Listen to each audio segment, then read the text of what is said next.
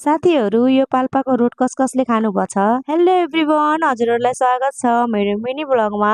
आज चाहिँ हामी बुढाबुढी भएर पाल्पा भैरवस्थान मन्दिर भैरव बाबाको दर्शन गर्न जाँदैछौँ। हामी चाहिँ प्राय जसो वर्षको एकचोटि चाहिँ भैरव बाबाको दर्शन गर्न जहिले पनि जान्छौँ। हामी चाहिँ सिद्ध बाबाको दर्शन गर्दै हाम्रो यात्रा सफल गरिदिनु होला भन्दै हामी त्यहाँबाट अघि बढ्यौँ। साथीहरू मलाई चाहिँ पूजा आजा गर्न एकदमै मन पर्छ। साथीहरू हामी चाहिँ भैरवस्थान मन्दिर आइपुगेका छौँ। हामी चाहिँ सुरुमा यहाँबाट प्रसाद लिएर जान्छौँ फुलपाती रोड। प्रसाद चाहिँ दुई ठाउँमा लान पर्ने हुन्छ, एक ठाउँमा चाहिँ देवीलाई र अर्को ठाउँमा चाहिँ भैरव बाबालाई। साथीहरू यो भैरवस्थान मन्दिरको रोड कसलाई मन पर्छ कमेन्टमा भन्नु होला है त। हाम्रो प्रसाद चाहिँ दिदीले रेडी बनाइदिइसक्नु भएको थियो र हामी चाहिँ प्रसाद लिएर माथि मन्दिरतर्फ लाग्यौँ। मन्दिर एकदमै माथि छ र सिडी चढेर जानुपर्छ। मलाई चाहिँ एकदमै थकै लाग्छ जहिले पनि यो सिडी चढ्दाखेरि।